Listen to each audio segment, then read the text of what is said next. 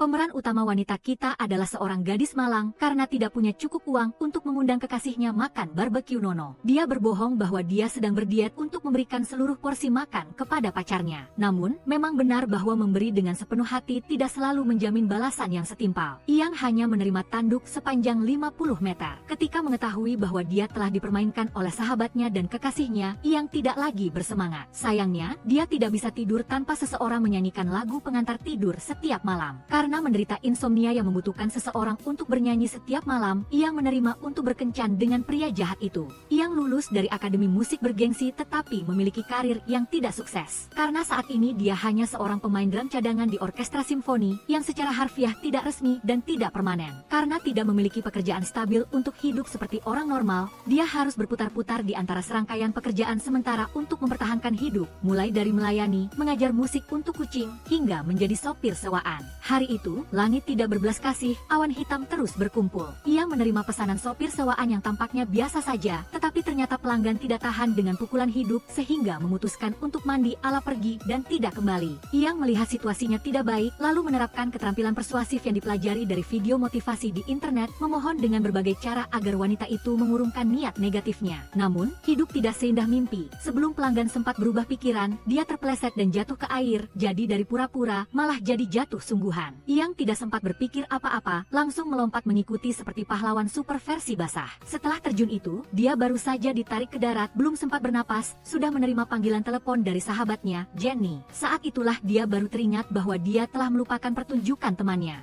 Dia menceritakan serangkaian peristiwa buruk kepada Jenny, yang langsung marah besar karena yang notabene tidak bisa berenang, berani-beraninya berperan sebagai penyelamat. Untungnya, keduanya diselamatkan tepat waktu oleh tim penyelamat. Jika tidak, sekarang mereka mungkin hanya akan dikenang oleh rekan kerja. Untuk membantu temannya agar tidak terlalu terpuruk, Jenny mengalihkan topik ke bagian pria tampan, sebuah solusi spiritual yang sangat efektif. Selain itu, dia mengumumkan bahwa orkestra baru saja menyambut konduktor baru yang begitu tampan, sehingga hanya dengan melihatnya sudah cukup untuk tidurnya. Dia bahkan dengan murah hati mengirimkan foto, menyuruh Yang mencoba menggunakan bibir itu sebagai obat untuk insomnia. Yang di permukaan memarahi temannya karena kata-katanya tajam, tetapi hatinya jelas sudah berdentang, wajahnya tidak bisa menyembunyikan kegembiraan yang meluap. Tepat pada saat itu, hujan turun seolah-olah Tuhan juga ingin berkontribusi membuat film kehidupan Yang lebih dramatis. Dia bergegas masuk ke toko serba ada untuk membeli payung dan makanan, tetapi sialnya, dompetnya hanya cukup untuk membeli makanan. Terpaksa dengan sedih meninggalkan payung, seperti berpisah dengan mantan kekasih. Seorang pria, entah malaikat atau hanya orang asing yang suka menolong, mengambil payung yang baru saja dia tinggalkan dan melangkah keluar. Melihatnya berdiri seperti patung batu di bawah hujan, dia menyelipkan payung itu kepadanya lalu berbalik dan berjalan ke tengah hujan seperti adegan terakhir film Korea. Yang panik berlari mengejar bermaksud mengembalikannya, tetapi baru beberapa langkah mengejar sudah berbalik lari seperti dikejar hantu, hanya karena panik. Dia menerobos masuk ke gang kecil dan segera disorot lampu depan mobil tepat ke wajahnya, berdiri kaku seperti tiang listrik. Serangkaian gambar menyeramkan muncul di benaknya, tidak berbeda dengan menonton film horor. Setelah tabrakan, dia menyalahkannya karena tidak memperhatikan jalan, sementara dia, begitu melihat wajahnya, langsung kehilangan koneksi dengan kenyataan, menghirup udara seperti ikan terdampar lalu pingsan. Ketika sadar, Yang mendapati dirinya sudah di rumah sakit. Kakak perempuannya memberinya sepasang stick drum yang tak terpisahkan dengannya, dan mengatakan bahwa pria kemarin yang mengembalikannya.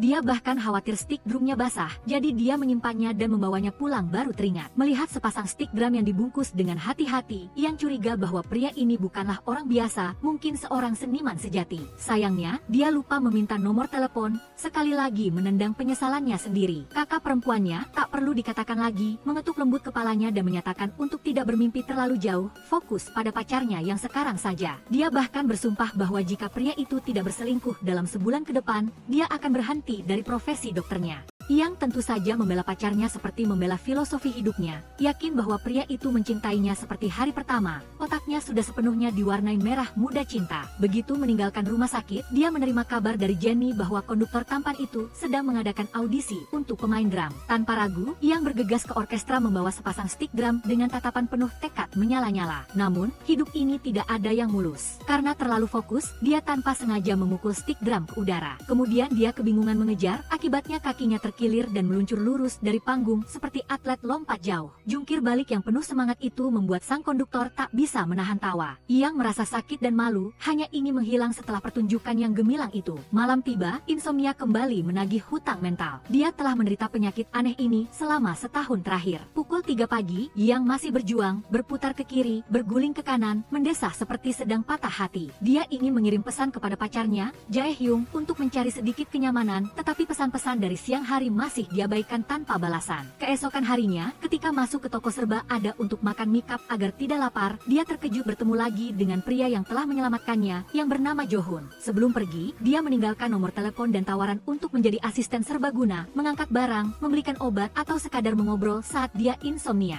Yang langsung tersentuh di bagian obrolan insomnia. Tapi dia terlalu polos untuk menyadari tatapan pria itu yang penuh makna tersembunyi, seolah ingin mengirim sinyal cinta. Untuk membangkitkan semangat Yang setelah jatuh memalukan di audisi, Jae-hyung mengajaknya pergi reuni kelas. Pesta itu penuh dengan tawa dan minuman beralkohol, semua orang berlomba-lomba memamerkan pekerjaan dan pencapaian mereka. Yang merasa seperti karakter figuran tanpa dialog, terpaksa mengakui bahwa dia telah gagal dalam 17 wawancara, saat ini bekerja sebagai sopir sewaan, dan kemarin bahkan jatuh dari panggung hingga hidungnya mengeluarkan saus sambal. Meskipun begitu, dia dengan lantang menyatakan bahwa dia punya impian dan seorang pacar yang mencintainya, membuat seluruh kelas bertepuk tangan berirama seperti menyemangati ratu kecantikan yang dinobatkan. Namun, kebahagiaan itu singkat. Ketika dia masuk ke toilet, grup obrolan kelas tiba-tiba meledak. Dengan pesan yang disertai foto, pacarnya sendiri, Jae-hyung, sedang berselingkuh dengan artis Eunju. Pemandangan saat dia memasuki hotel bersama orang lain terekam jelas hingga setiap sentimeternya. Yang baru saja keluar dari toilet dan segera merasakan suasana yang mencekik. Mengambil teleponnya, melihatnya dan hampir pingsan karena pengkhianatan yang terlalu mengejutkan, dia bergegas ke toilet, muntah seolah ingin mengeluarkan seluruh masa lalu.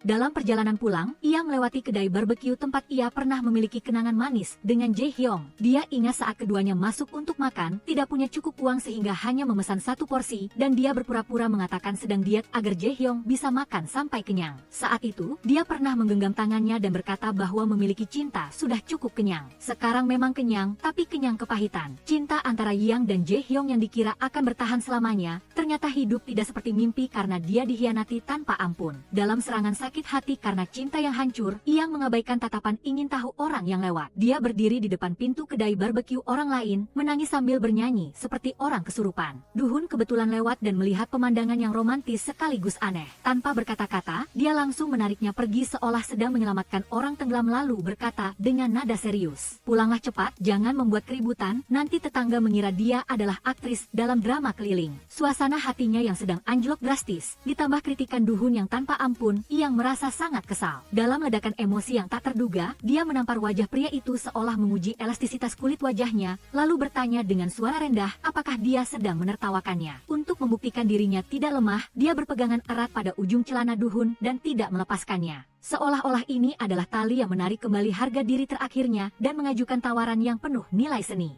Keesokan paginya, Yang dibangunkan oleh dering telepon yang nyaring seperti alarm kebakaran. Penelepon itu tidak lain adalah Eunju, kekasih resmi sekaligus rekan selingkuh Jae-hyun. Di tempat pertemuan, Eunju tanpa basa-basi menyatakan bahwa Jae-hyun tidak ingin putus dengan Yang. Sementara dia sendiri sudah muak dengan hubungan segitiga ini, seperti nasi dingin yang diinapkan. Dia menyarankan agar kejadian kemarin dianggap sebagai kesalahan emosional dan sejarah bisa ditulis ulang, agar Yang dan Jae-hyun kembali bersama seolah tidak pernah berpisah. Segera setelah itu, Jae-hyun mendekat berlutut memohon ampunan. Namun, Yang bukanlah orang yang mudah. Dia marah sampai menunjuk jaket yang dikenakan pria itu dan berteriak. Itu adalah jaket yang harus dia cicil selama 10 bulan. Setiap bulan melihat saldo rekening menguap hingga meneteskan air mata. Dalam amarahnya, yang bercampur antara sakit hati dan menyesal soal uang, dia bertanya apakah hati nuraninya sudah dimakan anjing sehingga tega mengkhianati cinta yang tulus seperti itu. Lalu dia menabur garam dengan mengajukan pertanyaan tajam, apakah kamu pernah menyukai aku, atau hanya butuh seseorang yang bisa membujukmu tidur hingga 8 jam? Hati yang diinjak-injak seperti keset, Yang memutuskan untuk putus tanpa ampun. Namun, karena masalah insomnia masih ada, dia memutuskan untuk menggunakan layanan menyanyi pengantar tidur yang terkenal dan menghubungi Jo-hun. Dia meminta Jo-hun untuk bernyanyi untuknya. Semakin sulit didengar semakin baik, sebagai bentuk hipnosis yang aneh. Tepat waktu seperti pegawai kantor pos teladan, Jo-hun menelepon dan mulai bernyanyi dengan nada sumbang, serak, dan memekakkan telinga. Seperti alarm darurat nasional yang membuat siapapun ingin segera tidur saja. Meskipun harus mengerutkan kening menahan, yang perlahan tenggelam dalam tidur seperti mendengarkan suara hujan di atap seng saat musim badai. Ketika menyadari bahwa ujung telepon sana sudah diam, Jo-hun menutup telepon, lalu tiba-tiba mengeluarkan pisau dari sakunya. Matanya memancarkan kilatan tersembunyi seperti pemeran pendukung pria misterius yang keluar dari novel detektif. Setahun yang lalu, dia pernah menyaksikan seorang pria dianiaya. Pria itu mengenakan cincin di jari telunjuknya dan di tempat kejadian, Jo-hun menemukan sebilah pisau. Sejak saat itu, dia menyimpannya sebagai pengingat misterius atau mungkin properti untuk drama yang belum diketahui siapapun. Keesokan harinya, sesuai saran pamannya, yang harus datang untuk syuting iklan toko bunga keluarga, tempat bunga segar mekar setiap hari, tetapi hidupnya tak terduga layu. Pada usia 5 tahun, orang tuanya meninggal dalam kecelakaan keluarga yang membuat banyak orang berduka. Sejak saat itu, pamannya mengadopsinya seperti anak kandung, meskipun terkadang pamannya pusing 7 keliling karena sifat keponakannya yang mudah menangis dan tertawa. Paman, bibi, dan kakak perempuannya semua sangat menyayanginya, membantunya perlahan sembuh dari rasa sakit kehilangan orang tua. Malam itu, dalam perjalanan pulang, ia melewati sebuah kedai barbeque. Dia tidak bisa menahan diri untuk berhenti dan menatap lekat-lekat ke kedai itu. Akhir-akhir ini, keinginan terbesarnya adalah makan barbeque sepuasnya. Tetapi ketika melihat sedikit sisa uang di dompetnya, dia terpaksa mengurungkan niatnya. Duhun kebetulan muncul, menggodanya bahwa dia selalu mondar-mandir di depan kedai. Yang bermaksud membantah, tetapi tiba-tiba teringat adegan di mana dia menangis dan membuat ulah di depan kedai terakhir kali, yang membuatnya tidak bisa berkata apa-apa lagi. Merasa malu karena diingatkan kembali pada masa lalu, dia ingin segera pergi. Tetapi Duhun tidak melepaskannya, terus mengikutinya untuk menagih biaya menyanyi pengantar tidur. Merasa kesal, ia memberikan uang agar dia pergi. Setelah menerima uang, Duhun tiba-tiba mengajaknya makan barbeque. Dia menikmati makanan barbeque yang lezat, memuaskan keinginan lamanya. Malam itu, seperti biasa, Duhun menelepon dan menyanyikannya lagu pengantar tidur dengan suara yang sumbang dan memekakkan telinga. Ia mendengarkan sambil menutupi mulutnya menahan tawa, tetapi tidak lama kemudian dia tenggelam dalam tidur. Setelah memastikan dia sudah tidur nyenyak, Duhun menutup telepon. Dia membuka piano miliknya, di dalamnya terdapat sebuah telepon. Dia mengeluarkan telepon, di dalamnya ada foto Yang dan seorang pria. Pria dalam foto itu, yang mengenakan cincin di jari telunjuk, adalah orang yang telah tiada setahun yang lalu. Keesokan harinya, saat Yang sedang mengajar anak-anak bermain drum, dia tiba-tiba menerima telepon dari konduktor Juguan. Setelah jam mengajar, dia menemui Juguan dan pihak lawan membawa kabar yang sangat bagus. Juguan mengundangnya bergabung dengan orkestra sebagai pemain drum kedua untuk berpartisipasi dalam latihan bersama. Mendengar kabar itu, Yang melompat kegirangan, bergabung dengan orkestra adalah impian terbesarnya. Setelah bertahun-tahun berusaha, akhirnya dia berhasil mewujudkan apa yang dia inginkan.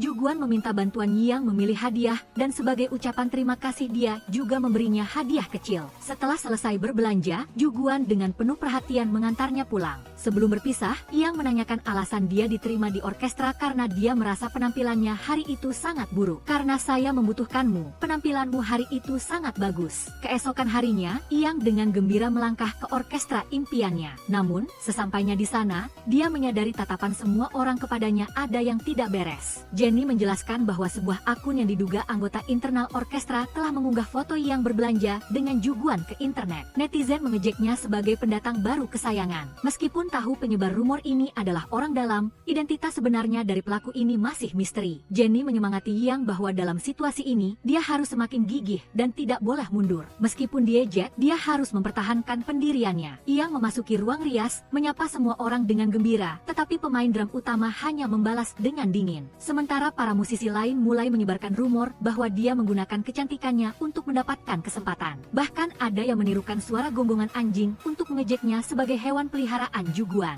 Jenny marah dan ingin membela, tetapi ia menahannya, mengatakan tidak perlu dibesar-besarkan. Dia berkata bahwa masuk orkestra sudah menjadi hadiah terbesar baginya, dan rumor tidak layak untuk diperhatikan. Sebelum latihan, Yang tiba-tiba melihat sosok yang familiar muncul. Orang itu adalah Eunju, gadis yang pernah merebut pacarnya. Eunju tanpa ragu mengabaikan tatapan semua orang, berjalan lurus ke arah mantan rekan kerjanya di orkestra dan menamparnya dengan keras. "Apa yang kamu lakukan? Kamu yang bicara kotor di grup, kan?" Itu adalah orang yang mengunggah foto Eunju dan Jaehyung masuk hotel ke grup obrolan. Eunju tidak banyak bicara, langsung menggunakan tangannya menekan keras jari orang itu, memberi peringatan bahwa jika berani bicara lebih jauh, dia akan membereskannya tanpa meninggalkan jejak. Setelah insiden menegangkan ini, Juguan memasuki ruang latihan. Tapi hal yang membuat Yang lebih pusing lagi adalah orang yang berjalan tepat di belakang Juguan. Tidak lain adalah Dohun. Juguan memperkenalkan 3 anggota baru yang bergabung dengan orkestra. Yang sebagai pemain drum set, Eunju sebagai pemain biola, dan Dohun sebagai pianis tamu. Sesi latihan dimulai, tetapi karena terlalu tegang, Yang terus membuat kesalahan. Hal ini membuat suasana di orkestra menjadi tegang.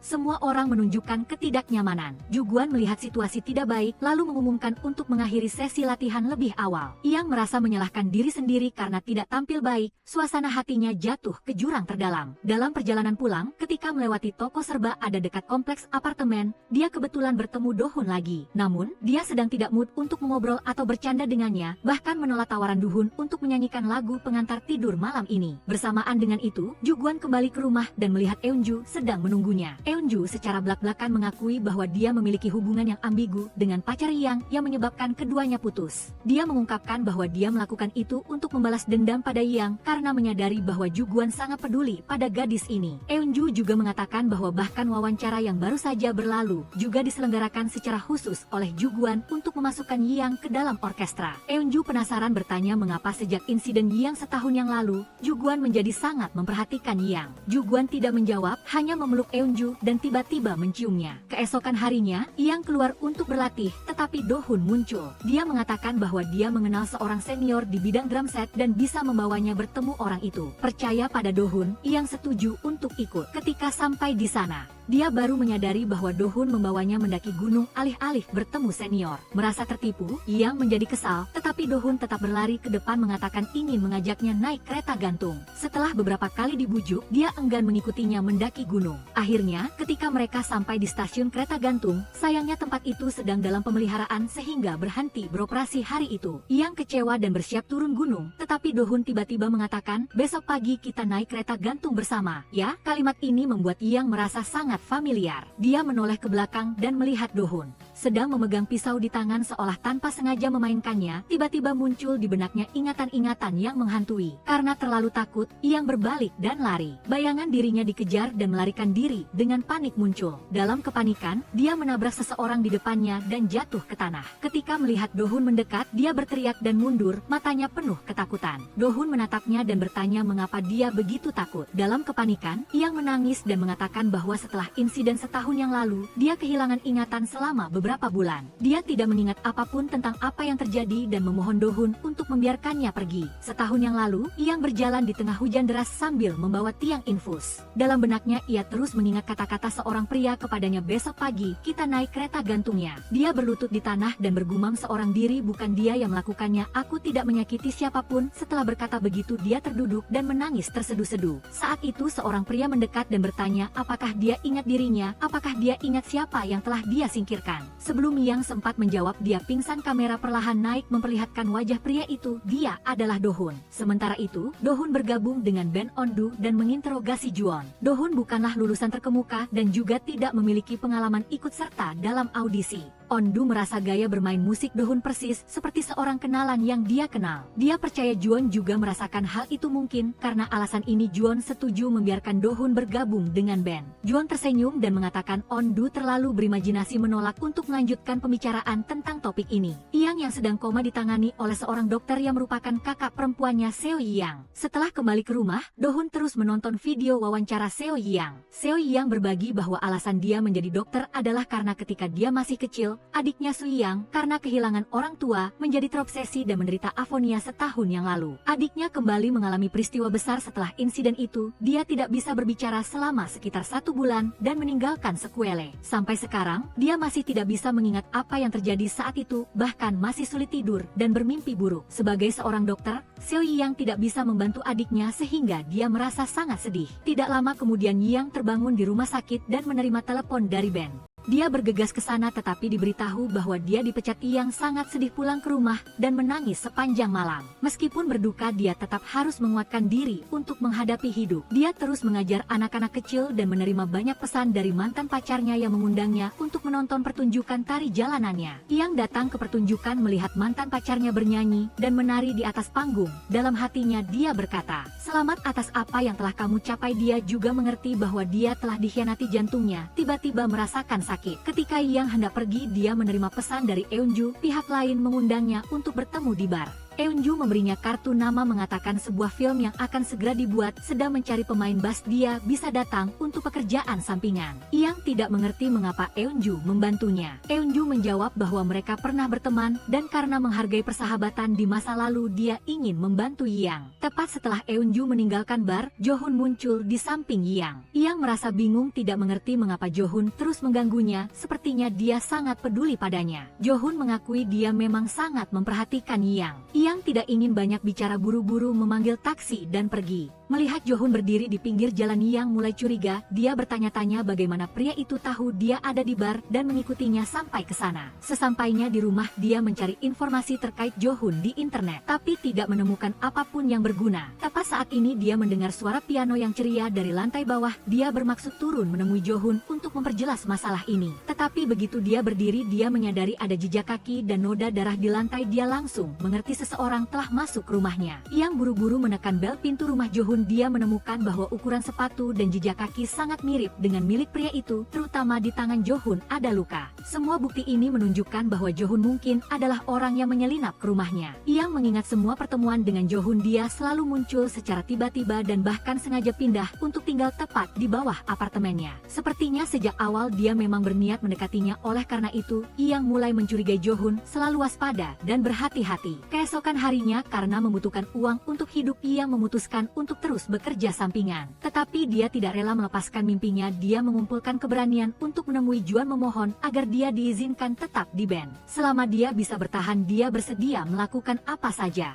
Juan dengan senang hati setuju dan menerimanya sebagai asisten untuk membantunya mengelola jadwal, menjawab telepon, dan membuat kopi. Yang terharu meneteskan air mata. Dia memulai pekerjaan sebagai asisten. Ketika dia sedang membersihkan kantor, kepala departemen tiba-tiba menerobos masuk mencari Juan. Melihat Juan tidak ada di sana, dia meminta Yang agar Juan mengenakan setelan jas dan tiba tepat waktu di lokasi yang ditentukan. Yang membawa setelan jas itu ke ruang latihan band dan menemukan Juan di sana. Melihat waktu yang diberikan kepala departemen sudah dekat, dia juga mendesak Juan untuk berganti pakaian. Namun Juan sama sekali tidak terburu-buru, malah menyuruhnya berbaring di sampingnya dan mendengarkan dengan tenang.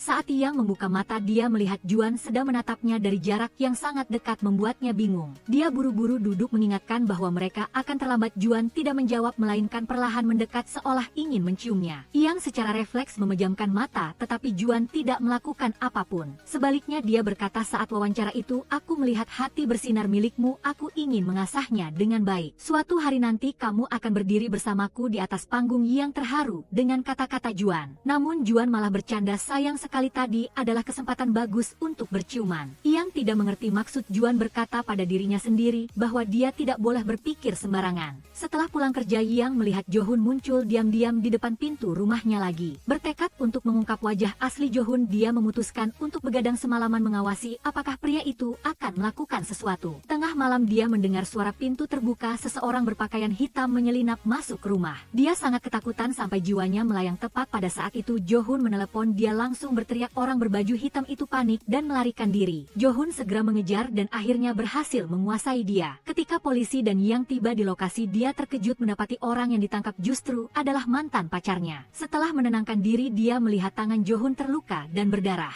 Merasa bersalah karena telah merepotkannya, dia dengan hati-hati membalut lukanya dan meminta maaf. Jo-hun mulai memanfaatkan Yang memintanya melakukan berbagai hal sepele seperti membuka kaleng minuman atau menyetir untuknya. Di foto itu ada dua bocah laki-laki, yaitu Jo-hun dan adiknya. Ini adalah pertama kalinya Yang mendengar Jo-hun menyebut keluarganya, jadi dia bertanya dengan penasaran tentang adik laki-lakinya. Jo-hun dengan tenang menjawab bahwa adiknya adalah seorang pianis tetapi meninggal setahun yang lalu karena dibunuh. Jawaban itu membuat Yang Yang tertegun sesaat kemudian dia melihat foto lain, di dalamnya ada seorang pria muda. Saat memegang foto itu tiba-tiba di benaknya terngiang kalimat yang familiar, besok pagi kita naik kereta gantungnya. Yang sangat ketakutan hingga gemetar menjatuhkan bingkai foto ke tanah, membuat kacanya pecah berkeping-keping. Pada saat yang sama beberapa ingatan samar terlintas di benaknya. Dia ditugaskan untuk menjemput seorang pianis di bandara. Dia berdiri memegang papan nama dan bertanya kepada setiap orang yang diam-diam berjalan ke sisinya, mengatakan bahwa dialah orang yang dia cari. Wajah pianis Yang itu persis sama dengan pria di foto. Yang menoleh ke Jo-hun bertanya nama adiknya. Jo-hun menjawab namanya Yang. Dia bertanya balik kepada Yang, apakah dia mengenal Yang? Yang menggelengkan kepala menegaskan ini adalah pertama kalinya dia mendengar nama itu. Ketika Yang membungkuk untuk mengambil bingkai foto kaki,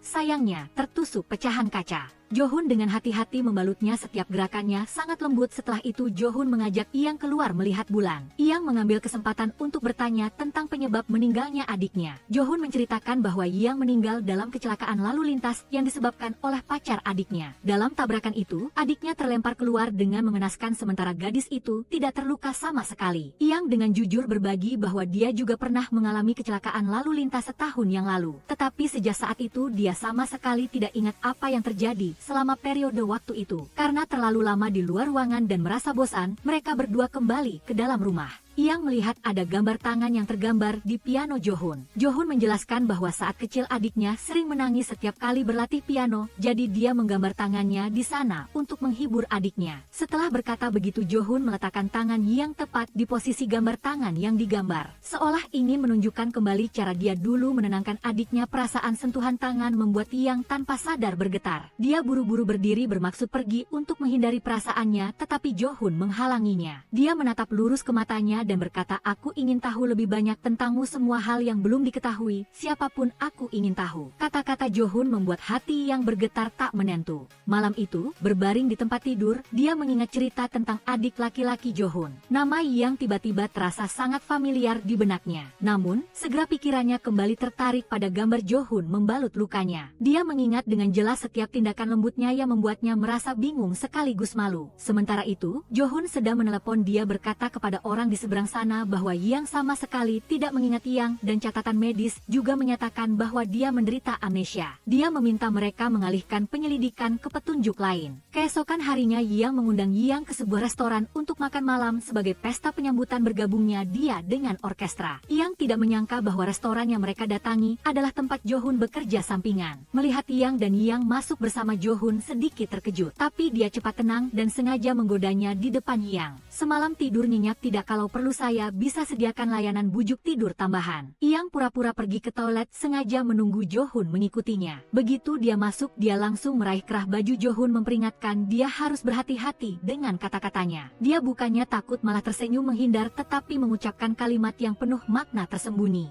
Wanita yang kamu pedulikan malah makan dengan pria lain, aku sangat tidak senang. Yang dengan canggung menjelaskan bahwa Jo-hun hanya mengundangnya makan untuk menyambutnya, tidak ada maksud lain. Ketika kembali ke meja, Jo-hun bertanya tentang insomnia. Yang lalu bercanda, suatu saat nanti aku harus belajar cara membujukmu tidur. Saat ini sebuah foto Jo-hun dan Yang makan malam tiba-tiba muncul di internet. Eun-ju melihatnya dan sangat marah sampai langsung menelepon Juan, tetapi dia tidak mengangkatnya. Eun-ju memperhatikan salah satu sudut foto, dia segera pergi ke restoran dan mencegat Jo-hun. Ketika dia bersiap untuk pulang kerja, Eun-ju menatap tajam Jo-hun. Dia menegaskan bahwa sebelum Jo-hun bergabung dengan orkestra mereka pasti pernah bertemu di suatu tempat. Eun-ju melangkah mendekat bermaksud menyentuh wajah Jo-hun, tetapi dia langsung menahan dan memperingatkan. Aku tidak suka diperhatikan berlebihan, lebih baik setelah ini jangan mencariku lagi. Yang tidak sengaja bertemu Jo-hun di toko serba ada dekat sana. Dia memutuskan untuk menjelaskan, setiap kali aku pergi bersama Juan itu semua karena pekerjaan kami, bukan hubungan pria dan wanita. Jangan salah paham. Apa jangan-jangan kamu pikir aku menyukaimu? Apa peduli pada seseorang dan menyukai seseorang adalah dua hal yang berbeda. Namun ketulusannya malah dijadikan lelucon oleh Jo-hun. Sebelum pergi, Yang langsung membayar biaya layanan bujuk tidur disertai peringatan, mulai sekarang jangan telepon aku lagi. Siapa sangka malam itu Jo-hun malah muncul di depan pintu rumahnya mengundangnya keluar untuk bicara. Mereka berdua pergi ke taman dekat rumah mengagumi cahaya berkelip dari gedung-gedung yang jauh. Di saat itu Yang memutuskan membuka hati menceritakan tentang kecelakaan lalu lintas yang merenggut nyawa orang tuanya saat dia masih kecil. Selesai berbicara dia tanpa sengaja tergelincir. Jo-hun sempat menahannya. Keduanya sekali lagi memiliki kontak fisik membuat Iyang berdebar. Tidak bisa menahan perasaannya, dia ragu-ragu bertanya, bolehkah aku menciummu?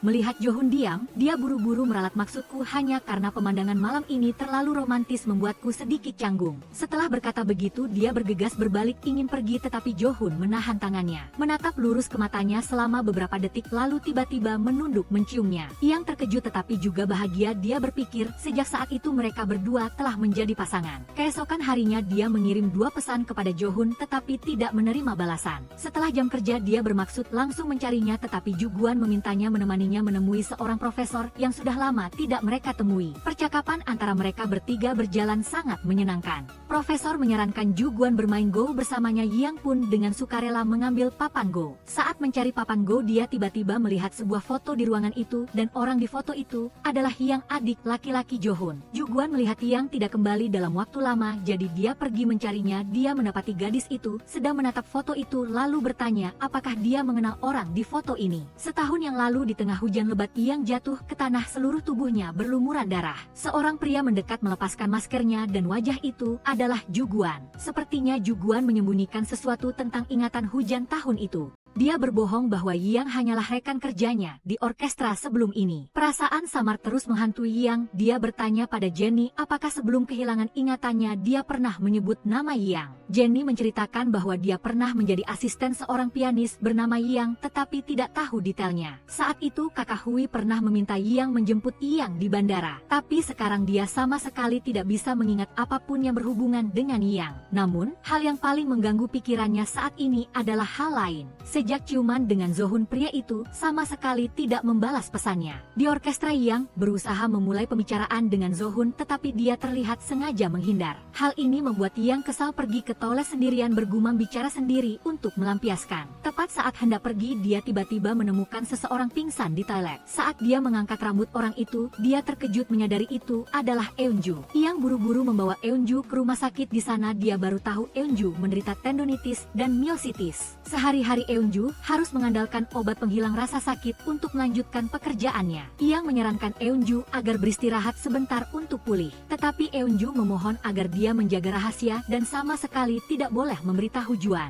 Kembali ke orkestra, Iyang berinisiatif mengajak Jo-hun bertemu. Dia secara belak-belakan mengkritik pria itu karena sengaja menghindarinya. Waktu itu aku hanya mengikuti kata hatiku, makanya aku menawarkan diri untuk menciummu. Jika kamu merasa canggung dan memalasku hanya karena ingin menghindari membuatku bingung, aku minta maaf. Setelah itu Iyang menambahkan bahwa dia sudah tahu dari Jenny tentang dirinya yang pernah menjadi asisten Iyang. Dia ingin menemukan kembali ingatannya yang hilang, meskipun itu adalah ingatan yang tidak menyenangkan karena Ian adalah adik Jo-hun. Dia ingin membantunya mewujudkan keinginan Ian yang belum selesai. Bersamaan dengan itu Jo-hun bertemu dengan rekannya membantunya menyelidiki. Pria ini membawa berita penting, pengemudi truk yang pernah menabrak Ian telah dibebaskan dengan jaminan. Sepertinya ada seseorang yang membayar uang jaminan untuknya tetapi identitas orang ini masih belum jelas. Rekannya bertanya kepada Jo-hun apakah dia masih berpikir Iyang adalah orang yang menyebabkan kasus adiknya. Jo-hun diam tidak memberikan jawaban. Dalam perjalanan pulang Iyang dihadang oleh mantan pacarnya yang mengganggu. Untungnya Jo-hun muncul tepat waktu membantunya keluar dari kesulitan. Setelah itu keduanya duduk di anak tangga di pinggir jalan mengobrol. Iyang masih merasa tidak nyaman tentang sikap dingin Jo-hun setelah ciuman di antara mereka. Jo-hun tidak menjelaskan banyak, hanya mengajak Iyang pergi ke tempat Ian mengalami kecelakaan. Dia berpendapat jika dia ingin menemukan kembali ingatannya maka mengunjungi tempat-tempat yang berhubungan dengan Iyang bisa membantu mengaktifkan ingatan yang hilang. Jo-hun membeli seikat bunga dan mengajak Iyang ke tempat adiknya meninggal. Hari ini adalah hari kematian Iyang, sangat menyedihkan bahwa tempat berakhirnya hidupnya adalah daerah terpencil yang dingin. Jo-hun menceritakan bahwa setelah tabrakan, 4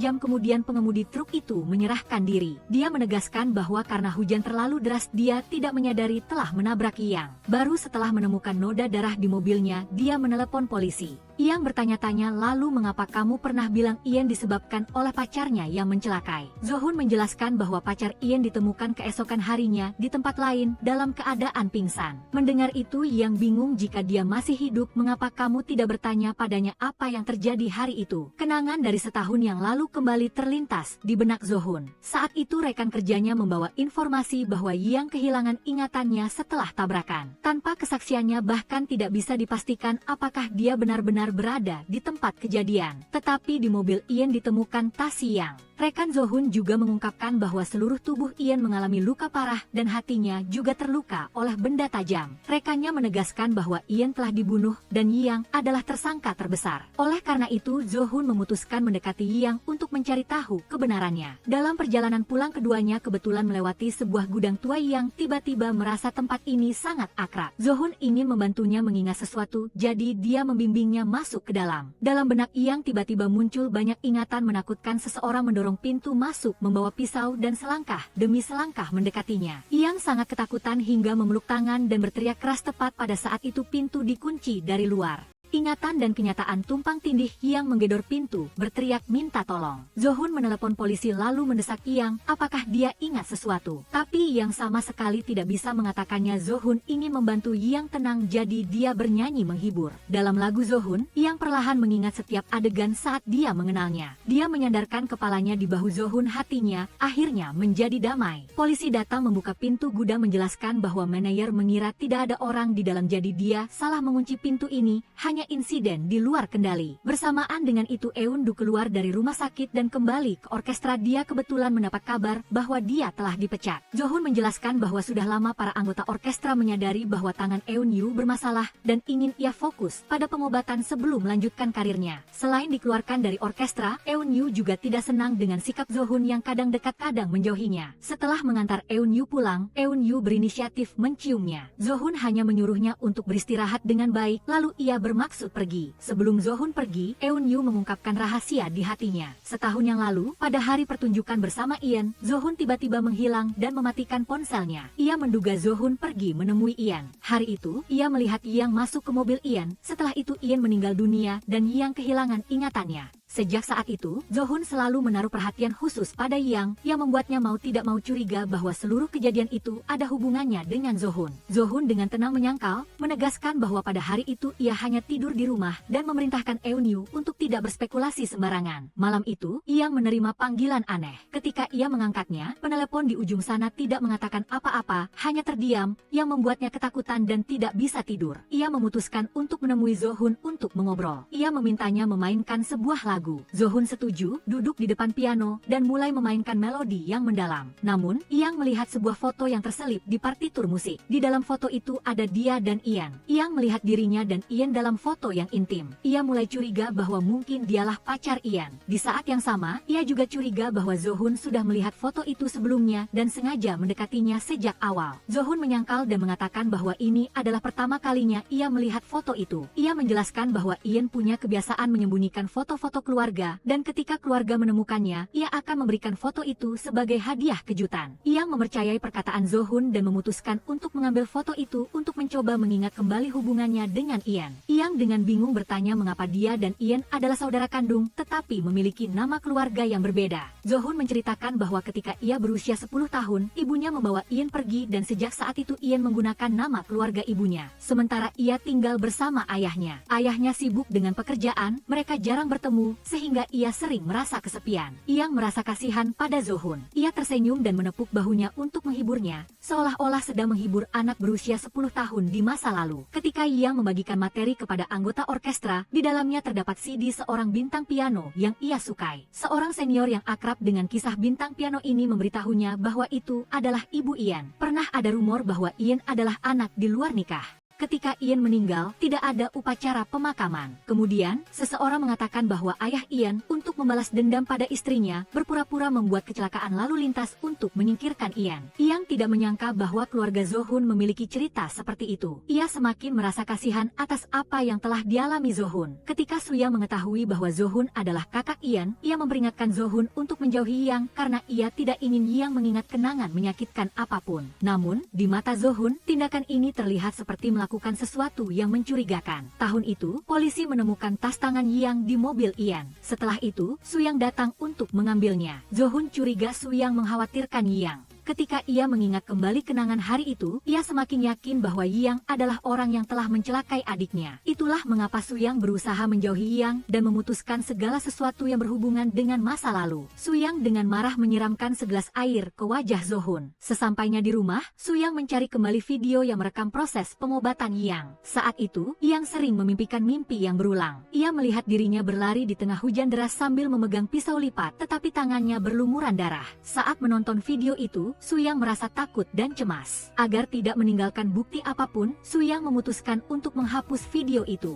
Dari pihak Yang, malam itu ketika ia kembali ke rumah, ia melihat kembali jejak kaki di lantai dan foto dirinya bersama Ian di dinding juga hilang. Ia berpikir mungkin itu ulah mantan pacarnya, jadi ia tidak terlalu memikirkannya. Keesokan harinya, Yang tidak bisa menolak perintah pamannya dan harus pergi kencan buta. Begitu keluar dari pintu, ia bertemu Zohun. Zohun mengejeknya karena mengenakan sepatu hak tinggi, tetapi berjalan tidak mantap. Yang ingin membuktikan dirinya, menuruni tangga, dan seperti yang diduga, ia terkilir lagi dan ditangkap oleh Zohun. Jangan ceroboh seperti ini di depan orang itu. Sebelum bertemu dengan pasangan kencan butanya, Yang pergi menemui mantan pacarnya untuk meminta kembali foto itu. Mantan pacarnya merasa tidak enak, ia bahkan tidak pernah masuk ke rumah Yang untuk mengambil apapun. Saat ini, Yang mulai curiga. Ketika bertemu dengan pasangan kencan butanya, ia juga tidak fokus. Akhirnya, ia dengan jujur mengatakan bahwa ia sudah memiliki seseorang di hatinya dan hanya pergi kencan buta karena dipaksa oleh keluarga. Setelah menolak pasangan kencan buta itu, Yang dan Zohun pergi berkencan bersama. Keduanya menghabiskan hari yang menyenangkan dengan makan dan hiburan. Namun, ketika kembali ke rumah, Yang mendengar musik diputar dari dalam rumah. Ia yakin bahwa sebelum pergi, ia tidak menyalakan pemutar musik dan tidak ada album yang sedang diputar. Ia dengan terus terang mengatakan kepada Zohun bahwa ada seseorang yang masuk ke rumahnya sepanjang hari kemarin dan hari ini.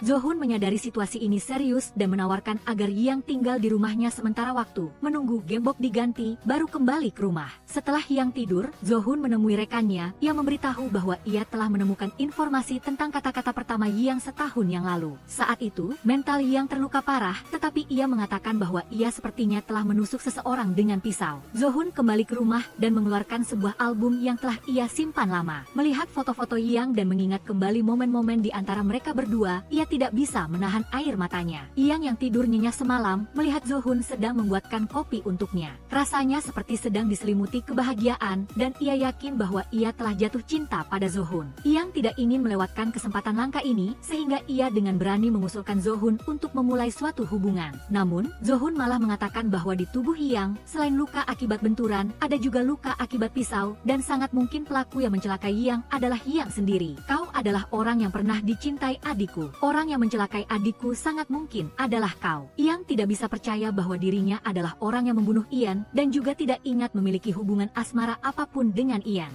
Zohun curiga karena Ian telah berkali-kali menyebut Yang, dan foto-foto mereka sangat intim, yang sepertinya bukan hanya teman biasa. Yang menganggap Zohun hanya mencari alasan untuk menolak perasaannya. Zohun menjelaskan bahwa pada hari kejadian, di mobil Ian ada tas tangan Yang, yang membuktikan bahwa keduanya saat itu bersama. Dan di tempat Ian jatuh, ada pisau berlumuran darah, yang kemungkinan besar adalah senjata pembunuhan. Setelah itu, polisi menyimpulkan kasus tersebut sebagai kecelakaan lalu lintas tabrak lari. Hal ini membuat Zohun bersikeras mencari pisau itu. Yang tiba-tiba menyadari bahwa sejak awal Zohun sudah mengetahui identitasnya dan yakin bahwa dialah pelaku kejahatan, sehingga ia sengaja mendekatinya. Yang pergi dengan hati hancur. Zohun merasa sedih. Mengingat kembali momen-momen bersama Yang, ia telah lama mencintai Yang, tetapi karena status keduanya, ia tidak bisa melepaskan segalanya untuk bersama. Zohun memohon Yang untuk mencoba mengingat apa yang terjadi pada saat itu. Saat ini hanya dia yang tahu kebenarannya. Yang merasa sakit hati karena Zohun hanya peduli mencari kebenaran tanpa memedulikan keadaannya. Ia bahkan memarahi Zohun seharusnya menjelaskan semuanya sebelum ia menyukainya. Dengan begitu, Yang tidak perlu menderita karena perbedaan di antara keduanya. Melihat suasana hati Yang sedang sedih, Juguan secara khusus mengajaknya pulang ke kampung halaman untuk mengunjungi neneknya agar bisa bersantai.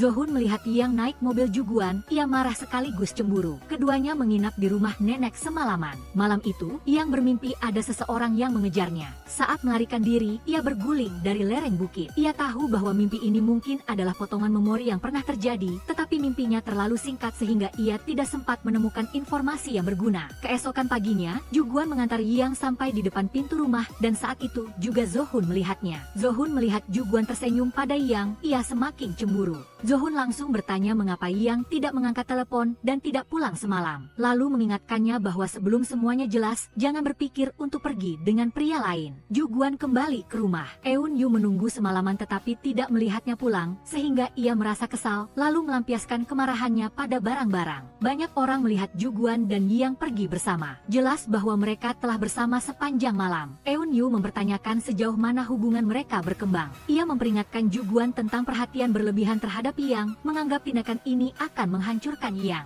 Juguan menjelaskan bahwa ia dan Yang hanyalah rekan kerja dalam orkestra yang sama. Namun, karena melihat Yang tidak senang, ia mengajaknya jalan-jalan. Eun Yu semakin marah, ia mengatakan bahwa belakangan ini ia juga tidak senang, tetapi setiap kali membutuhkan Juguan, ia tidak pernah menemukan bayangannya. Pria yang saya suka pergi tidur semalaman dengan wanita lain, saya akan membunuhnya. Di tempat lain, Yang, karena ingin segera memulihkan ingatannya, meminta untuk melihat pisau yang ditemukan oleh Zohun. Begitu memegang pisau itu, sebuah gambaran mengerikan tiba-tiba muncul di benak Yang. Yang terbaring di tanah, seluruh tubuhnya penuh luka, dan Yang sedang memegang pisau itu. Yang berlari keluar sambil menangis terseduh-seduh. Meskipun tidak mau mengakuinya, adegan barusan membuat Yang ingat bahwa sangat mungkin dialah yang mencelakai Ian. Kasus Ian diputuskan sebagai kecelakaan lalu lintas. Tetapi pengemudi yang menyebabkan tabrakan mendatangi Juguan, memberitahu bahwa kematian Ian setahun yang lalu juga ada hubungannya dengan dia. Pengemudi itu menemui Juguan bukan untuk meminta bantuan, melainkan ingin Juguan mengambil sebuah barang dari Yang. Ia mengikuti perintah Profesor Kang di orkestra, dan hanya dengan mendapatkan barang itu, ia bisa menyelesaikan tugas dan menerima imbalan. Malam ini, semua orang di orkestra merayakan ulang tahun senior. Yang melihat Zohun bernyanyi di atas panggung, ia teringat semua momen sejak mereka bertemu hingga saat ini. Dalam keadaan mabuk, ia tidak bisa mengendalikan emosinya dan mengungkapkan perasaannya kepada Zohun. Ia tahu ia tidak berhak mencintainya, tetapi tidak bisa menahan rasa cintanya padanya. Zohun membawanya pulang ke rumahnya, dengan lembut mengatakan akan melakukan segala yang ia bisa untuk membantunya. Mengingat kembali kenangan tentang kematian Ian, Yang merasa tanggung jawab yang berat. Hal yang aneh adalah, meskipun ia mungkin adalah pelaku kejahatan, yang ia takuti bukanlah dihukum oleh hukum, melainkan tidak akan pernah bertemu Zohun lagi. Untuk menghentikan dirinya dari terus mengucapkan kata-kata yang tidak menyenangkan, Yang berdiri dan berniat kembali ke rumahnya. Tetapi saat itu, ungkapan cintanya telah menghancurkan garis pertahanan psikologis Zohun sepenuhnya. Ia tidak bisa lagi menahan perasaannya, memeluknya, dan menciumnya dengan penuh gairah. Keesokan paginya, ketika Zohun bangun, Yang sudah tidak ada di sana, hanya menyisakan pesan darinya di telepon. Yang mengingat beberapa potongan kenangan lagi, dan untuk mengingat lebih banyak, ia memutuskan untuk kembali ke gudang yang membuatnya takut. Jika ia mengingat semuanya, mereka tidak akan bisa melanjutkan seperti dulu, jadi ia memutuskan untuk mengucapkan selamat tinggal lebih awal. Yang tiba di gudang tempat ia dan Ian ditahan. Pengemudi masih mengikutinya, menyenterkan senter ke arahnya. Ia bertanya tentang barang-barang yang dibawa Ian, mengatakan bahwa jika barang itu dicari oleh orang-orang kaya dan berkuasa, pasti itu adalah sesuatu yang sangat penting. Tetapi Yang tidak mengerti apa yang ia katakan. Ia memintanya menjelaskan lebih jelas, dan sebaiknya menceritakan apa yang terjadi setahun yang lalu. Saat ini, pengemudi baru tahu Yang kehilangan ingatan. Ia menegaskan bahwa Ian dibunuh oleh Yang. Itu karena Yang tidak bisa mengambil barang yang ia butuhkan, ia sudah kehilangan nilainya. Ketika melihat pengemudi mendekat, Yang mengeluarkan pisau untuk membela diri. Tetapi tepat pada saat itu, teriakan Zohun terdengar. Pengemudi panik mengeluarkan pisau dan menyanderai Yang,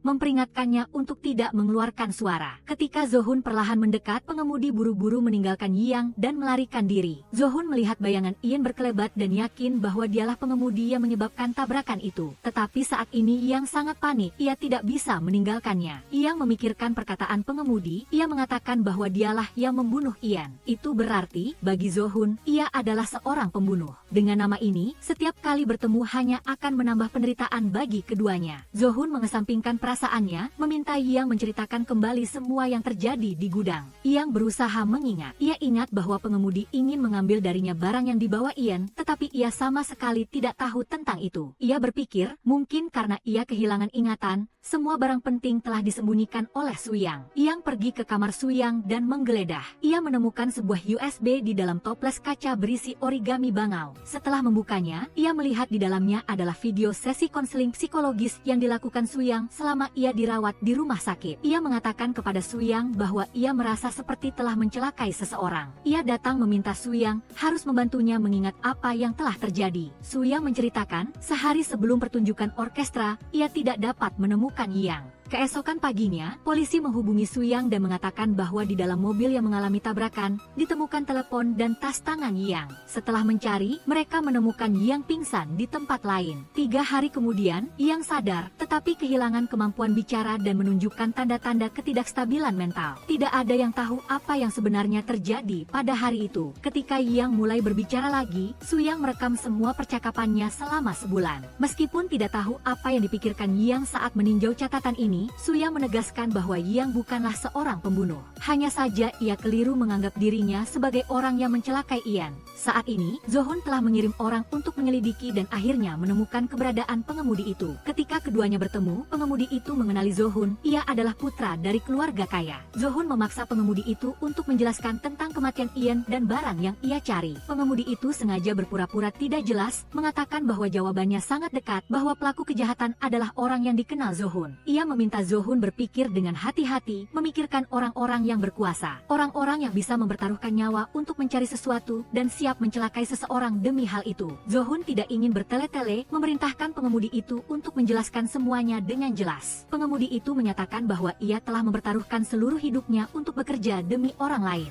Jika Zohun bisa memberinya 30 miliar, ia akan menceritakan semuanya. Ia curiga barang yang ia cari ada di tangan Yang, tetapi sayangnya Yang kehilangan ingatan sehingga tidak bisa memberikan informasi yang jelas. Zohun memperingatkan pengemudi itu untuk tidak menyentuh Yang. Pengemudi itu sengaja menyindir, mengatakan bahwa Yang telah mencelakai adiknya, tetapi sekarang ia mencintainya, sungguh ironis. Zohun tidak bisa menahan diri lagi, ia menjatuhkan pengemudi itu ke tanah, lalu mengakhiri pertemuan. Segera setelah itu, Zohun menelepon Yang untuk mengajaknya bertemu. Tetapi, begitu ia menutup telepon, seseorang misterius yang mengenakan helm muncul dari belakang dan memukul Zohun hingga pingsan. Yang menunggu sangat lama di minimarket tetapi tidak melihat Zohun. Ketika ia keluar mencari, ia kebetulan menemukan Zohun tergeletak di jalan tak bergerak. Ia segera membawanya ke rumah sakit. Untungnya, setelah dirawat, Zohun tidak mengalami cedera serius. Yang selalu berada di sisi Zohun, merawatnya selama ia dirawat di rumah sakit. Keduanya sementara mengesampingkan semua konflik di antara mereka dan kembali pada perasaan yang sebenarnya di hati mereka. Ia menghabiskan waktu bersama Zohun, mengajaknya berjalan-jalan di bawah gedung. Zohun mengungkapkan perasaan sejatinya, mengakui bahwa selama setahun terakhir ia telah membenci Yang karena kematian adiknya. Ia berpikir bahwa berada di dekat Yang akan berbahaya, sama seperti Ian. Namun, ketika berada di dekat Yang, ia merasakan daya tarik aneh yang tidak bisa ia tolak. Ia telah berusaha menghentikan dirinya sendiri karena ada kematian adiknya sebagai penghalang di antara mereka. Tetapi pada akhirnya, ia tetap tidak bisa berhenti mencintainya, dan cinta itu semakin membuatnya menderita. Sebelum tidur, Zohun menggenggam tangan Yang, menyuruhnya bernyanyi untuknya. Ketika suara nyanyiannya terdengar, ia dengan cepat tertidur. Yang menatap orang yang ia cintai dengan penuh kasih, dan di dalam hatinya ia telah mengambil sebuah keputusan. Pada saat yang sama, Eunyu yang mabuk datang ke rumah Juguan. Ia mempertanyakan hubungan keduanya, apakah sebagai rekan kerja atau sebagai pasangan seksual untuk memuaskan kebutuhan biologis. Ia dengan sungguh-sungguh menginginkan jawaban untuk membuktikan bahwa dirinya adalah orang yang istimewa di hati Juguan. Namun, Juguan menunjukkan sikap tegas, menganggap Eunyu adalah gadis yang luar biasa tetapi tidak pantas membuang waktu bersamanya. Eunyu tidak rela dengan hasil perpisahan itu dan bertekad untuk membuat Juguan menyesal. Juguan bergegas masuk ke kantor Profesor Kang, menanyakan apakah dia adalah orang yang menyuruh orang lain untuk memukul Zohun. Profesor Kang menyangkal. Juguan memperingatkannya agar sebaiknya tidak terlibat lagi dalam masalah ini. Profesor Kang dengan marah menyalahkan bahwa semua menjadi seperti ini karena Juguan. Jika Juguan tidak melakukan hal-hal yang tidak perlu, yang tidak akan berada dalam situasi sulit. Profesor Kang mengingatkan Juguan bahwa sekarang mereka berdua berada di kapal yang sama. Apapun yang dilakukan harus hati-hati. Juguan membalas bahwa ia hanya ingin menjadi konduktor, tetapi Profesor Kang adalah menantu dari keluarga konglomerat, malah memanfaatkan siswa miskin yang mendambakan studi di luar negeri untuk mencuci uang. Setelah Ju Guan pergi, Profesor Kang membanting barang-barang di kamar untuk melampiaskan kemarahan. Tidak lama kemudian, pengemudi datang menemui beliau lagi. Pengemudi itu memberitahu bahwa Zohun dan Yang sangat dekat. Pernah Zohun datang menemuinya, ingin menggunakan uang untuk membeli barang-barang yang Profesor Kang suruh ia cari. Profesor Kang dipaksa secara terang-terangan tetapi tidak punya cara lain, ia hanya bisa menerimanya dengan sedih dan didikte. Di sisi lain, Yang, karena ingin memberikan jawaban yang memuaskan kepada Zohun, berinisiatif mendatangi kantor polisi untuk menyerahkan diri. Ia mengatakan bahwa dialah yang mencelakai Ian setahun yang lalu dan meminta polisi membuka kembali kasus tersebut. Salah satu polisi memberitahukan situasi ini kepada Profesor Kang. Segera, Profesor Kang memerintahkan orang ini untuk mengusir Yang. Polisi itu mengatakan kepada Yang bahwa kasus tersebut telah ditetapkan sebagai kasus tabrak lari dan ditutup setahun yang lalu, jadi mereka tidak akan memulai kembali proses penyelidikan. Yang meninggalkan kantor polisi dengan kecewa, tidak menjawab panggilan apapun dari Zohun. 2 hari sebelumnya, ia dan Zohun telah melewati momen-momen indah bersama. Tetapi kematian Ian selalu menjadi duri di hati keduanya. Semakin mereka dekat, semakin mereka merasa terluka parah. Malam itu, dalam mimpinya, Yang mengingat kembali apa yang terjadi di gudang. Ia dan Ian diikat bersama. Untuk meredakan ketakutannya, Ian bernyanyi untuk menghiburnya. Pintu gudang terbuka, seseorang berbaju hitam masuk dengan pisau di tangan. Yang terbangun, samar-samar merasa bahwa mata orang berbaju hitam itu sangat akrab. Zohun terus-menerus tidak bisa menghubungi Yang dan khawatir sesuatu telah terjadi padanya. Saat ini, Eunju tiba-tiba menghubungi Zohun, mengatakan dia memiliki beberapa hal yang perlu dibicarakan terkait Yang. Ketika bertemu, Eunju mengatakan bahwa dia mengetahui beberapa hal tentang kepergian Yang. Namun dengan syarat, Zohun harus setuju untuk memecat Yang. Eunju menceritakan bahwa setahun yang lalu ketika seluruh band pergi ke rumah Profesor Kang untuk merayakan. Mobil mereka penuh, Eunju keluar untuk memanggil taksi dan secara kebetulan melihat Yang juga sedang memanggil taksi. Yang menghentikan taksi agar Yang bisa naik dan pergi. Ada mobil lain yang mengikuti mobil mereka, dan itu adalah mobil Yang. Zohun membawa pisau yang diduga sebagai senjata dalam kasus Yang untuk menemui Yang. Dia bertanya mengapa pada hari kejadian dia membuntuti mobil adiknya. Apakah dia yang telah melenyapkan Yang? Apakah dia selalu berada di sisi Yang setelah gadis itu kehilangan ingatannya karena takut Yang akan memulihkan ingatannya dan mengungkap kebenaran? Zohun menjawab bahwa dia tidak punya motif untuk menyakiti Yang. Adapun dia mendekati Yang adalah karena dia telah mengembangkan perasaan romantis padanya. Setelah mengusir Zohun pergi, Zohun segera pergi untuk mencecar Eunju mengapa dia memberitahu Zohun bahwa dia telah membuntuti Yang.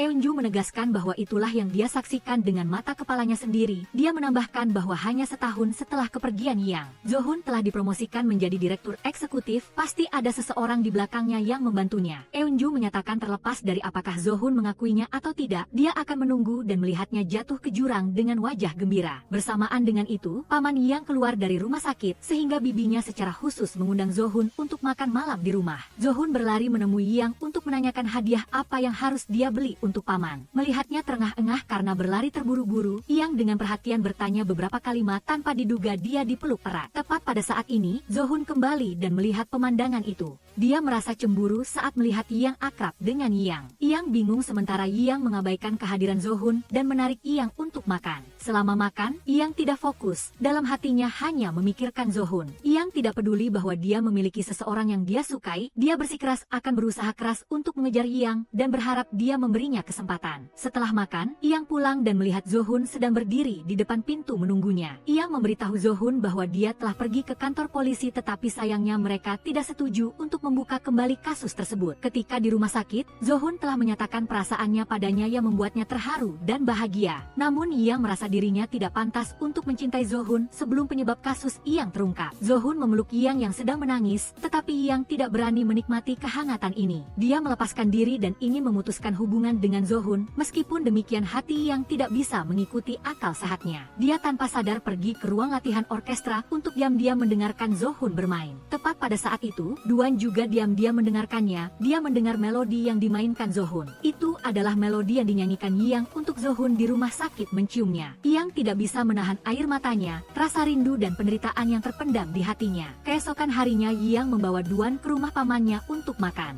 Sementara itu, seorang pekerja paruh waktu di toko bunga paman datang untuk mengambil barang. Baik Yang maupun Duan terkejut karena pekerja paruh waktu itu adalah si sopir. Duan kemudian meminta bertemu secara pribadi dengan si sopir, menanyakan mengapa dia bekerja di toko bunga. Si sopir mengatakan bahwa karena Duan tidak bertindak, dia harus mengambil tindakan sendiri untuk menemukan apa yang dia inginkan. Duan memperingatkan si sopir bahwa dia punya cara untuk menangani Yang dan tidak memerlukan campur tangan si sopir. Si sopir tidak terima, mengingatkan Duan bahwa karena campur tangannya, Yang sampai harus dibungkus pada hari itu. Dia bahkan menyindir Duan, menyuruhnya berhati-hati agar tidak berakhir menghitung kalender masuk penjara seperti dirinya. Larut malam, Yang secara kebetulan melihat si sopir sedang mencongkel pintu toko bunga. Ketika dia mendekat dan bertanya, si sopir menjelaskan bahwa dia meninggalkan barang di toko. Yang ingat hari ini toko bunga tutup sehingga merasa penjelasan itu tidak masuk akal. Melihat wajah Yang yang curiga, si sopir dengan bingung menaikkan topinya. Yang memperhatikan bekas luka di punggung tangan si sopir, tiba-tiba sebuah ingatan melintas di kepalanya. Dia teringat kembali pada bayangan dirinya berlari dalam hujan lebat setahun yang lalu, sementara si sopir mengejar di belakang. Dalam kepanikan, dia terpeleset dan jatuh di lereng. Saat itu si sopir mendekatinya. Ingatan masa lalu dan masa kini terjalin, membuat Yang takut dan melarikan diri, tetapi si sopir tidak mau melepaskannya dan mengejarnya.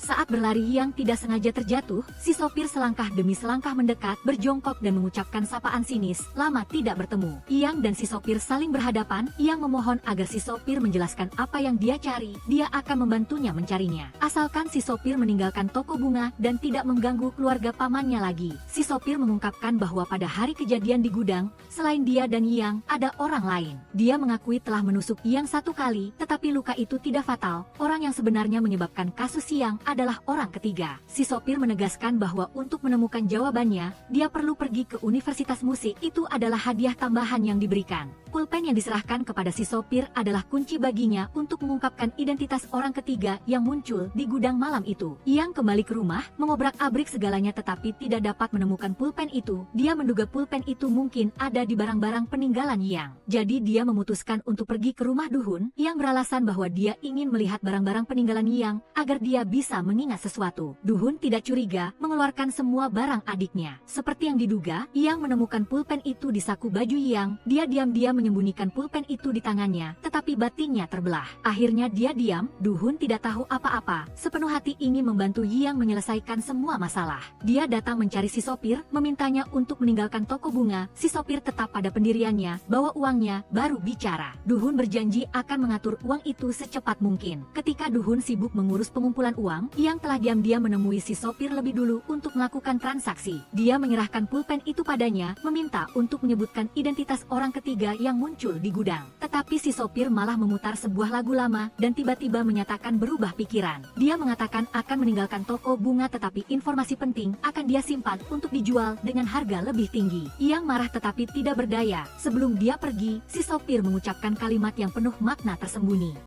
Saya ingin melakukan perbuatan baik. Jika saya naik ke surga mati, carilah dengan teliti. Mungkin saya telah meninggalkan hadiah untuk Anda. Yang mengira dia hanya bercanda, lalu berdiri dan pergi dalam kemarahan. Setelah itu, si sopir membawa pulpen itu untuk menemui Profesor Kang. Begitu melihat pulpen itu, Profesor Kang segera ingin merebutnya. Tetapi si sopir tidak membiarkan niatnya tercapai. Dia mengancam Profesor Kang untuk memberikan uang sebagai ganti pulpen itu. Profesor Kang dengan enggan setuju dan menyerahkan separuh uang di muka. Namun si sopir segera berubah pikiran. Karena selain Profesor Kang, masih banyak orang lain yang menginginkan pulpen ini dan dia akan mencari cara untuk bertransaksi dengan orang lain. Duhun sekali lagi mencari si sopir, memohon dengan sangat agar dia menjelaskan apa yang terjadi pada hari Yang meninggal. Akhirnya si sopir mengungkapkan informasi penting orang yang melenyapkan Yang bukanlah Yang. Meskipun Yang telah melukai 1 kali, pelaku sebenarnya adalah orang lain. Dia juga mengatakan jika ingin tahu siapa orang itu, tukarlah dengan uang untuk mendapatkan informasinya. Pada hari pertunjukan berlangsung, si sopir mencari Juguan, mengatakan bahwa Yang telah membantunya menemukan pulpen itu. Dia juga telah memberitahu Yang bahwa ada orang ketiga yang muncul di gudang. Dengan bukti di tangan, si sopir memegang kendali, dia menyimpan dendam terhadap Profesor Kang dan Ju Guan.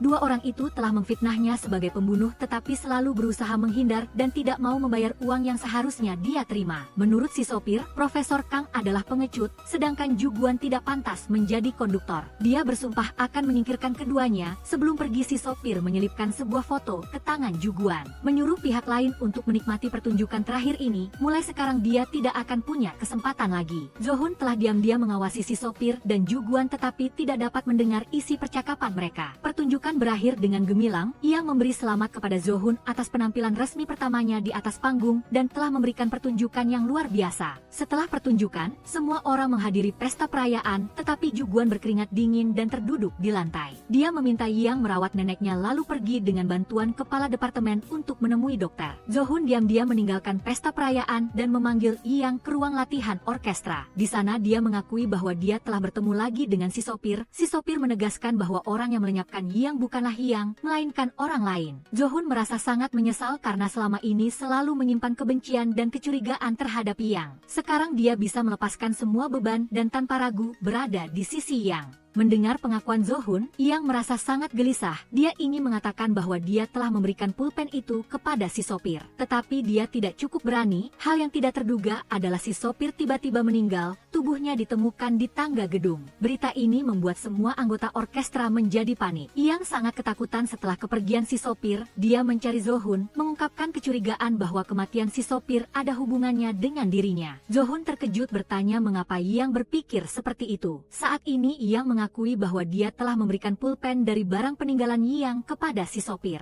Zo-hun sangat terkejut, menyalahkannya mengapa tidak memberitahu dirinya sebelumnya. Jika tahu lebih awal, mereka bisa mencari tahu rahasia di dalam pulpen itu, tetapi semua sudah terjadi, menyalahkan juga tidak ada gunanya. Zo-hun menenangkan Yang, menyuruhnya tetap tenang. Jika ada yang bertanya, tegaskan bahwa dia tidak mengenal si sopir. Zo-hun kemudian mencari Ju Guan. Dia mengatakan bahwa dia melihat dengan mata kepalanya sendiri Ju Guan bertemu si sopir. Mencurigai bahwa Ju Guanlah yang mendorong si sopir dari tangga. Ju Guan menantang Zo-hun untuk menunjukkan bukti. Jika tidak, itu hanyalah tuduhan tak berdasar. Sementara itu, Eun-ju juga berspekulasi bahwa Ju Guan adalah pelakunya. Setelah memikirkan kembali semuanya, Eun-ju menyadari hubungan antara dirinya dan Ju Guan telah berubah drastis sejak Yang muncul. Eun-ju menyimpulkan bahwa Yang adalah saksi dalam kasus Yang. Jika Yang memulihkan ingatannya, Ju Guan tidak akan bisa lepas dari rasa bersalah. Oleh karena itu, Ju Guan mempertahankan Yang di sisinya. Namun, Ju Guan sekali lagi menegaskan bahwa dia tidak membunuh siapapun dan perasaannya terhadap Yang adalah tulus. Zo-hun mulai diam-diam mengikuti Ju Guan dan melihatnya bertemu Profesor Kang. Dalam percakapan itu, keduanya saling mencurigai sebagai orang yang melenyapkan si sopir. Ju Guan menuduh Profesor Kang memiliki dua nyawa di tangannya sebagai orang yang melenyapkan baik Yang maupun si sopir. Namun, Profesor Kang membantah, meminta Ju Guan menunjukkan bukti. Ju Guan menyimpulkan bahwa bukti kasus Yang ada di tangan si sopir, jadi Profesor Kang menyingkirkan si sopir untuk membungkamnya. Melihat Profesor Kang tidak mau mengakui kesalahannya, Ju Guan menanyakan satu hal lagi. Mengapa tahun itu dari sekian banyak mahasiswa, Profesor Kang memilihnya untuk belajar di luar negeri? Profesor Kang menjawab bahwa karena Ju Guan mirip dengannya saat muda. Ju Guan diam-diam merekam video percakapan antara Ju Guan dan Profesor Kang.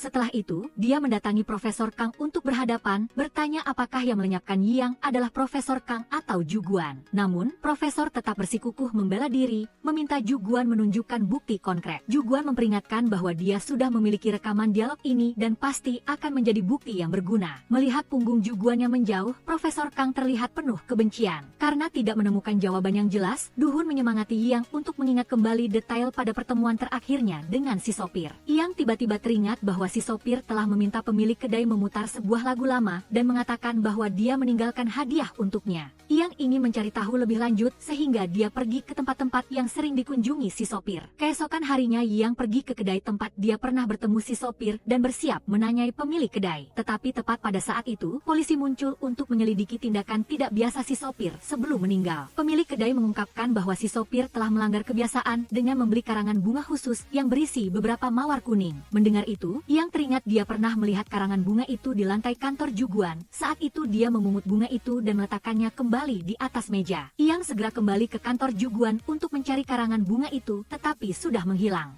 Saat mengobrak-abrik laci Juguan, dia tiba-tiba menemukan pisau yang pernah digunakan untuk melukai Yang. Bayangan dirinya terikat di gudang kembali muncul. Tepat pada saat itu Juguan kembali, langsung bertanya apa yang sedang dia lakukan. Melihat mata Juguan, Yang tiba-tiba menyadari mata itu sama persis dengan mata orang berpakaian hitam di gudang tahun itu. Setahun yang lalu, kau pernah berada di gudang bersamaku, benar? Juguan menjelaskan bahwa pisau ini ditinggalkan oleh Zohun. Zohun juga pernah mencurigainya sebagai pelakunya, tetapi dia benar-benar tidak melakukannya. Yang yakin orang yang muncul di gudang tahun itu adalah Juguan. Namun dia menyadari bahwa kata-kata tanpa bukti tidak akan meyakinkan siapapun. Yang sangat sedih, Juguan adalah orang yang paling dia kagumi dalam karirnya. Sekarang komandan yang dia hormati telah sepenuhnya berubah menjadi orang lain. Dia menceritakan kembali potongan-potongan ingatan yang telah dia ingat kepada Zohun, bahwa orang berpakaian hitam yang muncul di gudang adalah Juguan. Meskipun orang itu memakai masker, dia mengenali mata itu. Zohun juga memberitahu Yang bahwa Profesor Kang dan Juguan adalah kaki tangan, dan selanjutnya harus berhati-hati dengan Profesor Kang. Setelah berbagi informasi satu sama lain, Zohun mengakui kepada Yang bahwa Zohun bukanlah nama aslinya, melainkan nama asli Yang. Nama aslinya adalah Zohun. Yang merasa nama ini sangat akrab. Dia teringat suatu kali Eunju pernah bertanya tentang Zohun. Eunju pernah menyebutkan bahwa Zohun adalah asisten pengajar di sekolah. Tetapi Yang sama sekali tidak ingat. Tidak lama kemudian polisi datang untuk menyelidiki hubungan antara Juguan dan si sopir. Juguan berbohong bahwa si sopir adalah penggemarnya dan menjawab dengan sangat meyakinkan. Setelah polisi pergi, Zohun kembali menemui Juguan. Juguan telah mengatakan bahwa Yang adalah junior dan temannya. Tetapi karena alasan penting tertentu, Juguan melakukan hal menjual teman seperti itu. Juguan mengkritik Zohun, orang yang berasal dari keluarga kaya tidak akan bisa memahami kesulitan yang dialaminya.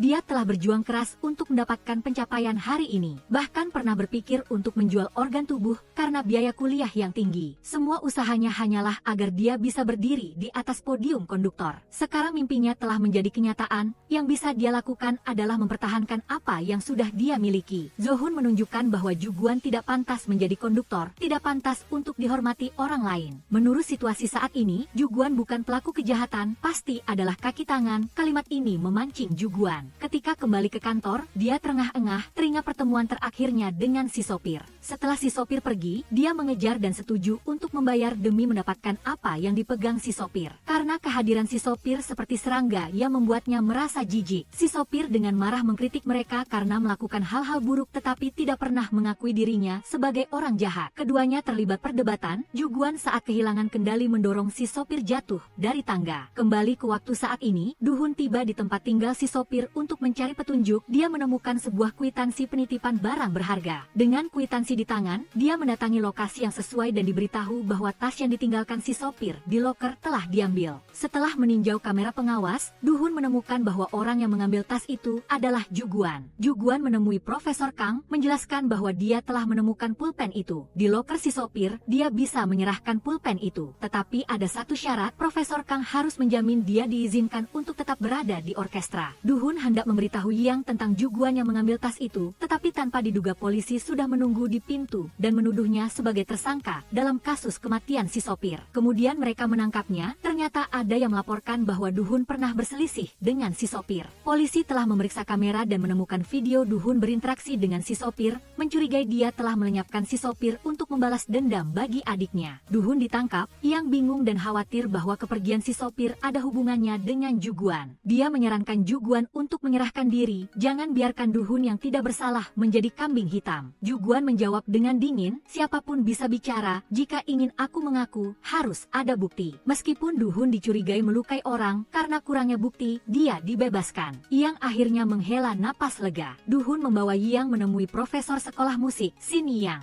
Profesor menyalahkan dirinya sendiri karena menyebabkan Yang dan Yang mengalami kecelakaan lalu lintas. Dialah yang menyebabkan Yang menjadi asisten Yang, tanpa disangka setelah itu terjadi banyak hal seperti itu. Profesor ingat bahwa Yang pernah berbagi kekhawatiran dengannya. Yang menyukai Yang tetapi sayangnya Yang sudah memiliki orang yang disayangi. Hal ini membuat Yang merasa sangat menderita. Setelah bertemu Profesor, Yang pulang untuk makan dengan paman dan bibinya. Tiba-tiba dia teringat satu poin penting. Saat itu si sopir pernah mengatakan satu satu kalimat aku akan menyiapkan tas kecil dan menyembunyikannya di tempat yang aku suka. Tetapi ingat, carilah saat aku sudah meninggal. Ya, ia memutuskan untuk kembali ke toko tempat dia pernah bertemu si sopir, menanyai pemilik toko apakah si sopir menitipkan barang di sana. Pemilik toko telah menunggu sampai Yang kembali dan menyuruhnya menunggu sebentar. Namun, tepat pada saat itu Yang melihat Profesor Kang muncul di sana. Untuk menghindari Profesor Kang menyadarinya, Yang berbohong bahwa ada urusan mendesak di rumah dan akan kembali lain waktu. Setelah itu Profesor Kang dengan cepat mengikuti dan bersikeras mengantar Yang pulang. Dalam perjalanan, Profesor Kang terus menyelidik, menanyakan apa yang Yang ketahui tentang kasus tersebut. Dia juga memperingatkannya untuk tidak bicara sembarangan. Jika Yang benar-benar terlibat dalam kasus itu, masa depannya akan hancur total.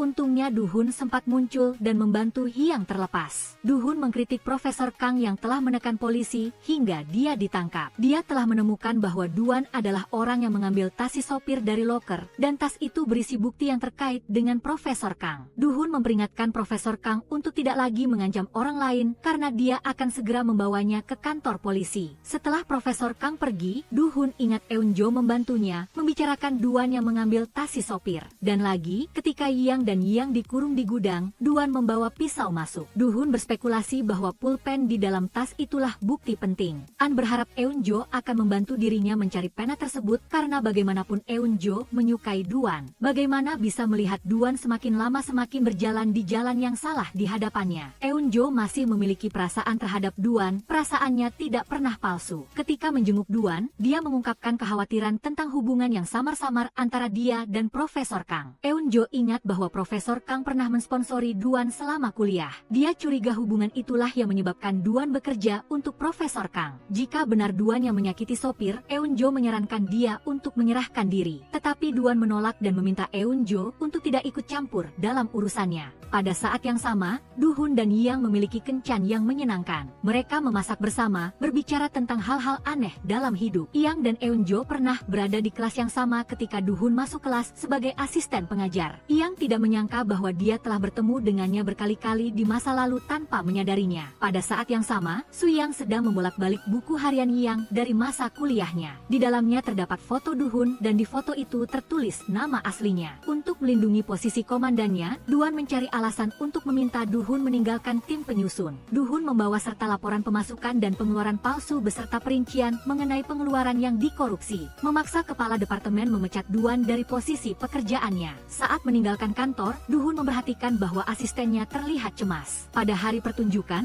asisten mencari Duan kemana-mana. Duhun curiga bahwa asisten tahu rahasia Duan. Dia bertanya kepada asisten apa yang telah dilihatnya hari itu. Dia juga memperingatkan bahwa jika asisten menyembunyikan informasi, dia akan melakukan kejahatan penyembunyian. Asisten dengan bingung menceritakan bahwa sebelum pertunjukan, dia mencari Duan kemana-mana dan akhirnya melihat bayangan seseorang melalui jendela. Sampai di sini, asisten tampaknya memikirkan sesuatu yang menakutkan dan buru-buru melarikan diri. Setelah itu, Duhun memberikan rekaman video pertemuan antara Duan dan Profesor Kang kepada polisi. Dalam video, percakapan mereka berkali-kali menyebutkan sopir dan polisi segera memanggil Duan untuk diinterogasi. Duan bersaksi bahwa Profesor Kang mencurigainya sebagai orang yang membunuh sopir dan keduanya terlibat pertengkaran. Tetapi dia bersikeras bahwa dia bukanlah pembunuh karena tidak ada cukup bukti, maka Duan dibebaskan. Duan kemudian menemui Profesor Kang dan mengumumkan bahwa video Duhun telah jatuh ke tangan polisi dan polisi telah memanggilnya. Duan yakin bahwa sangat cepat setelah itu Profesor Kang akan diinterogasi. Profesor Kang dengan marah segera menyangkal keterlibatan apapun dalam kasus sopir dan menegaskan bahwa dia tidak terlibat. Duan mengancam bahwa jika Profesor Kang terus memfitnahnya, dia akan mengungkapkan bahwa setahun yang lalu Profesor Kang sendirilah yang telah membunuh Yan. Profesor Kang terpaksa mengalah dan memohon kepada Duan untuk mengabaikan masalah ini. Kemudian dia berbicara tentang status dan fakta bahwa neneknya adalah komandan untuk meyakinkan Duan agar merahasiakan masalah ini. Duan mengingatkan bahwa Yan telah mulai mengingat semuanya di gudang dan suatu hari nanti dia akan memulihkan seluruh ingatannya. Profesor Kang menyadari situasi serius ini dan bergegas mencari Yan. Saat ini, Yan datang ke kedai kopi dan mendapatkan piringan hitam yang ditinggalkan sopir untuknya. Ketika dia bersiap untuk pergi, Profesor Kang memanggilnya. Yan melarikan diri dengan panik. Namun Profesor Kang terus mengejar tanpa henti. Dia mencari cara untuk bersembunyi di sudut tembok lalu menelepon Duhun untuk meminta bantuan. Dia hanya sempat mengucapkan beberapa kalimat sebelum Profesor Kang muncul lagi. Duhun menyadari Yan dalam bahaya dan segera bergegas mencarinya. Pada saat yang sama, Yan melihat sebuah mobil melaju kencang ke arah seorang siswi. Dalam situasi darurat, darurat, dia berlari keluar mendorong gadis itu keluar dari jalan, tetapi dia sendiri tidak sempat menghindar. Ketika mobil hendak menabrak, Ian tiba-tiba mengingat kembali ingatan yang lengkap. Dia ingat suatu kali dia dan Ian mengemudi ke rumah profesor. Di jalan, mereka menemukan ada mobil yang mengikuti. Ian terus menghindar mengira telah berhasil melarikan diri. Namun mobil lain tiba-tiba melaju kencang dan menabrak mobil mereka. Setelah itu keduanya ditutup matanya dan diikat tangannya, dikurung di gudang. Ian bernyanyi untuk menghibur Ye Yan ketika Ian hendak mengungkapkan perasaannya. Seorang pria berpakaian hitam masuk, melemparkan pisau di samping Ye Yan, menyuruh mereka memotong tali dan segera melarikan diri. Ian menyadari bahwa orang itu adalah Duan. Ketika melepas penutup mata, Ye Yan melihat tatapan mata orang itu dan menyadari itu adalah Duan. Dia dengan cepat memotong tali untuk Ian, menggenggam erat pisau di tangan,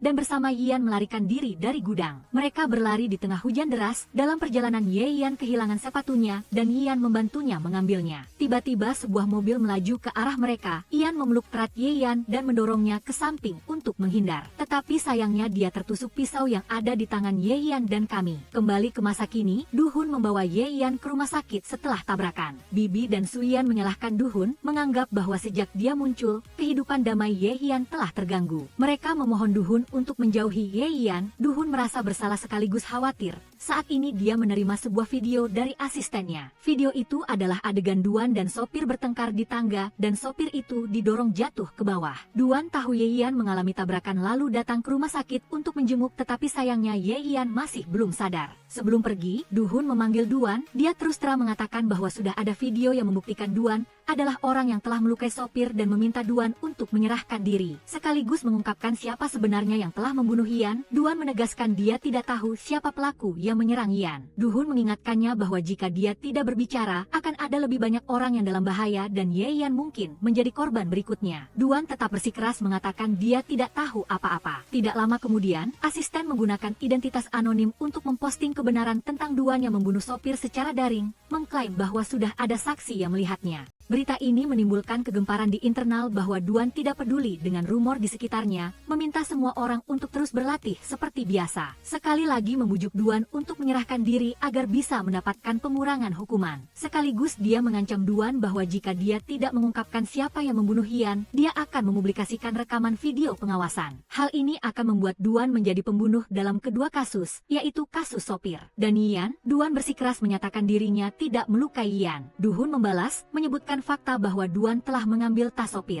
Di dalamnya ada pulpen, sebuah bukti penting. Duan menjelaskan bahwa pulpen itu berisi bukti korupsi Profesor Kang terkait uang sekolah dan tidak ada hubungannya dengan bukti kejahatan pembunuhan. Du-hun ingin tahu mengapa Profesor Kang pernah datang ke kedai minum yang sering didatangi sopir sebelum meninggal. Duan mengatakan bahwa sopir pernah memperingatkan Profesor Kang agar jangan berpikir tidak ada saksi pada hari Ian meninggal. Selain manusia, masih ada hal lain yang bisa menyaksikan Profesor Kang karena kalimat ini terus mencari bukti yang disebutkan sopir. Dia 2 kali bertemu Ian di kedai minum, curiga bahwa Ian telah mendapatkan sesuatu dari sopir. Begitu selesai mendengar perkataan ini, Du-hun segera berlari ke rumah sakit, khawatir Profesor Kang akan melukai Ian. Tetapi dia sudah terlambat. Profesor Kang telah memanfaatkan saat Ian berada sendirian di kamar rawat lalu mengambil piringan hitam yang ditinggalkan sopir. Profesor Kang membuka piringan itu, menemukan tidak ada apa-apa di dalamnya. Dia marah, mematahkan piringan itu dan membuangnya keluar pintu mobil. Melihat Du-hun mengejar, Profesor Kang buru-buru mengemudi pergi. Du-hun mengambil piringan itu dan kembali mencari Ian. Ian ingat bahwa piringan hitam ini milik Ian.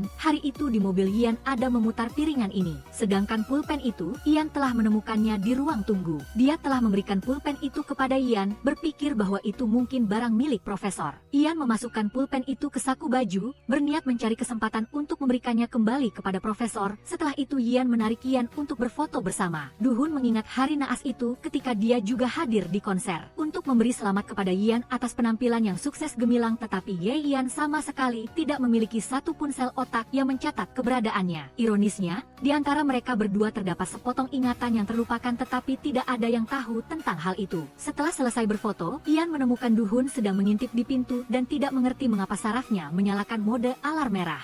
Dalam sekejap, Ian mendorong Ye Yan untuk membeli minuman sebagai taktik jitu untuk mencegah keduanya bertemu, seolah-olah sedang bermain petak umpet. Du-hun sangat ingin mengobrol dengan Ian, tetapi sebelum sempat berbicara, Ian sudah melepaskan jaketnya, mengatakan bahwa cuaca terlalu panas lalu memintanya membawa jaket itu ke mobil, tindakan yang cepat dan terampil seperti ingin mengusir tamu tanpa kata perpisahan. Siapa sangka jaket yang tampaknya tidak berharga itu justru menjadi barang peninggalan ketika Ye Yan kemudian menemukan pulpen di dalamnya. Lalu keduanya diculik tanpa pemberitahuan, seolah-olah mereka memenangkan lotre nasib buruk dan orang yang memegang pisau muncul untuk memotong tali ikatan adalah Ju-guan. Setelah berhasil menghubungkan kembali kepingan ingatan, Ye Hian menelepon, menangis terseduh-seduh kepada Ju-guan, meminta maaf sebesar-besarnya karena pernah salah mengidentifikasi dia sebagai pelaku. Dia juga meminta bantuan Ju-guan untuk melacak pembunuh yang sebenarnya dalam sebuah pergantian peran dari tersangka menjadi detektif yang patut diacungi jempol. Keesokan harinya, Ju-guan melangkah pergi mencari Profesor Kang karena dia masih ingat dengan jelas bahwa setelah melepaskan Ye Yan dan Yian, Profesor tidak pulang untuk membaca buku seperti yang orang kira, melainkan naik mobil sopir untuk mengejar mereka. Profesor Kang melihat dengan mata kepala sendiri Yian tertusuk pisau di tangan, dan pisau itu dipegang oleh Ye Yan untuk membela diri. Sungguh nasib yang sial. Yian terluka dan tidak bisa melarikan diri, terpaksa berteriak menyuruh Ye Yan lari duluan, jangan sampai terluka karena dirinya. Sopir menuruti perkataan, tancap gas mengejar Ye Yan, meninggalkan Profesor Kang dan Yian sendirian, dan hasilnya Yian ditabrak mobil, hingga tewas lalu berpindah alam tanpa kata perpisahan. Tidak perlu belajar detektif juga bisa menebak siapa orang di balik aksi fatal itu, yaitu Profesor Kang. Profesor Kang saat ini tidak lagi berperan sebagai intelektual teladan, melainkan berteriak histeris seperti terputus siaran televisi, bersikeras bahwa Yianlah yang mengancamnya, bukan sebaliknya. Dalam adu kecerdasan di bawah lampu interogasi dengan petunjuk lembut dari Duan, Profesor Kang akhirnya harus mengakui bahwa dialah yang sengaja mengemudikan mobil untuk mengirim Yian pulang ke kampung halaman neneknya. Dia juga dengan lantang menyatakan bahwa tidak peduli bagaimana Dudi interogasi, itu tidak akan berguna karena dia tidak meninggalkan bukti apapun, sebuah tindakan besar yang penuh percaya diri dan kurangnya otak. Setelah Profesor Kang pergi, Duan diam-diam menemui Eunjo, berpesan padanya jika terjadi sesuatu yang tidak terduga, berikan kunci loker kepada Du-hun, tempat di mana rahasia yang dibutuhkan pihak lawan tersimpan. Setelah selesai berbicara, Duan mengirimkan sebuah rekaman suara kepada Du-hun, itu adalah bukti yang berkaitan dengan kasus tersebut. Sebelum sempat Du-hun membuka dan mendengarkan sepenuhnya, Eunjo sudah menelepon dan mengajaknya bertemu. Dia menyerahkan kunci kepada Du-hun disertai pesan lisan seperti legenda. Sementara itu, Duan baru saja meninggalkan rumah sakit. Belum lama berselang, polisi muncul dan memintanya ikut ke kantor. Sementara Duan dibawa pergi, Du-hun pergi ke kantor membuka rekaman suara di mana Profesor Kang secara pribadi mengakui telah membunuh Ian. Tidak berhenti sampai di situ, Du-hun membuka loker dan di dalam tas sopir, kejutan, ternyata pulpen legendaris itu. Pulpen yang tampaknya tak bernyawa itu ternyata adalah tempat tersembunyi kartu memori yang penuh dengan bau politik dan korupsi Profesor Kang, benar-benar benda kecil dengan kegunaan besar. Ketika sedang berperan sebagai detektif dadakan, dia kembali menemukan di sakunya ada amplop gaji yang ditandai tanggal dengan rapi, profesional, tidak kalah dengan buku akuntansi Kementerian Keuangan. Sebuah amplop gaji di dalamnya cocok dengan hari Ian meninggal. Di dalamnya lagi-lagi adalah kartu memori lain, memang segala sesuatu bisa dimasukkan ke dalam amplop gaji kecuali uang. Ketika membuka kartu memori, dia tidak mengharapkan apa-apa selain beberapa klip film perjalanan atau foto selfie. Tapi tidak, itu adalah video mengerikan yang merekam momen Ian terbunuh tepat di lokasi kejadian. Ian terbaring tak berdaya seperti karakter utama dalam drama sedih, sementara Profesor Kang keluar dari mobil seolah sedang berjalan-jalan di taman. Keduanya berbicara sesuatu yang misterius, lalu Profesor Kang kembali ke mobil meninggalkan adik laki-laki di tengah hujan. Ian baru saja bangkit hendak melawan tetapi ditabrak mobil, berakhir tanpa sedikit pun nurani.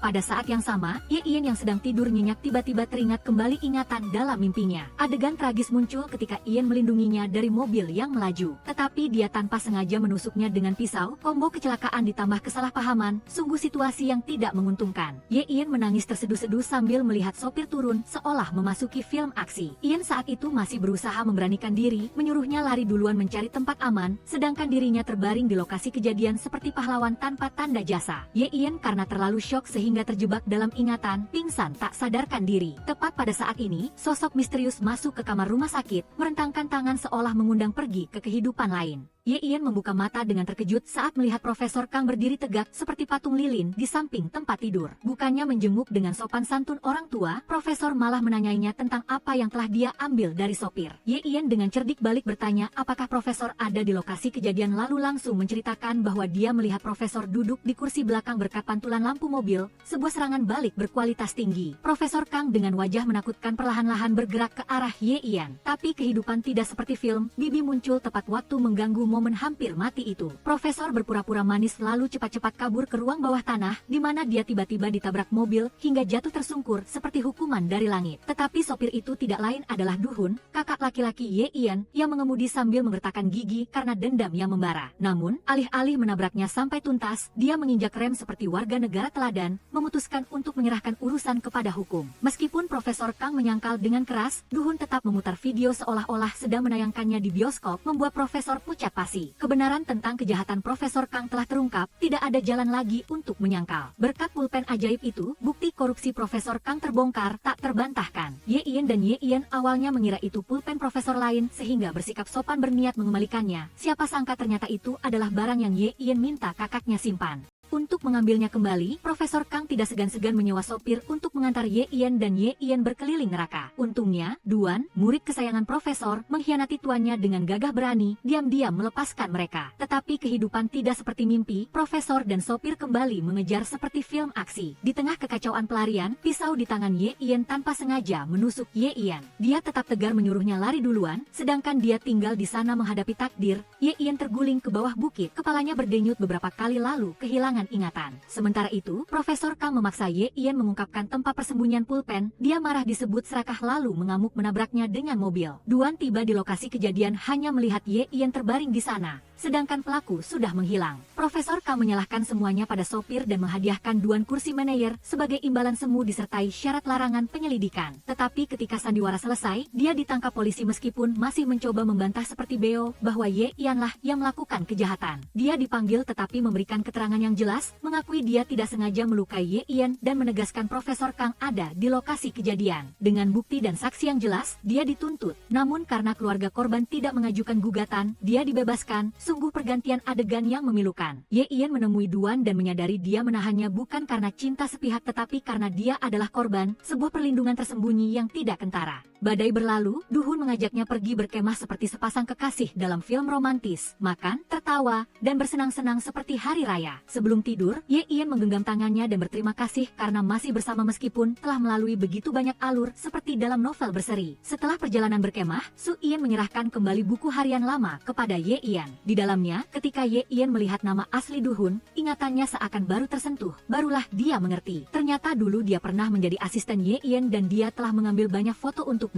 Di antaranya ada foto Duhun, orang yang diam-diam dia sukai selama ini tanpa dia sadari. Ye Ian pernah mengatakan bahwa itu adalah kakak laki-lakinya yang berada di Amerika, dan sejak saat itu Ye Ian diam-diam menyimpan foto-foto itu seperti harta karun. Ketika menyadari orang itu adalah Duhun, dia sangat gembira berlari mencarinya tetapi hanya menemukan surat yang bernuansa romantis sedih. Dalam surat itu, Duhun mengucapkan selamat tinggal dengan lembut karena tidak ingin dia hidup dalam kenangan menyakitkan, hanya berharap dia bahagia selamanya. Setahun kemudian, Ye Ian menjadi pemain biola resmi orkestra. Impian sejak dia masih muda kini telah menjadi kenyataan. Duhun meninggalkan kota untuk kembali ke desa mengajar, bertemu kepala departemen, meminta kerjasama untuk membuka kelas musik amal, bahkan mendonasikan biola lama untuk anak-anak kecil. Ketika bersiap untuk pergi, dia tidak sengaja bertemu Eunjo, keduanya saling memandang dan tersenyum tipis seperti dua karakter utama yang baru saja menyelesaikan peran mereka. Duhun berdiri dari kejauhan melihat Ye Ian tampil di atas panggung dengan rasa bangga yang diam-diam. Sementara Ye Ian pergi makan mie instan di toko serba ada, siapa sangka dia bertemu dengan seorang pria yang juga sedang bersiap menyeruput mie dengan bunyi seruk-seruk. Dia mengangkat kepalanya dan terkejut, itu adalah Duhun, orang yang menghilang seperti asap setahun yang lalu. Ye Ian sangat marah karena dia berani pergi tanpa kata perpisahan. Tetapi Duhun mengaku setiap hari memikirkannya dan kali ini tidak akan pergi lagi. Keduanya berpegangan tangan di antara rak mie instan, tersenyum bahagia seolah tidak pernah ada badai. Baiklah,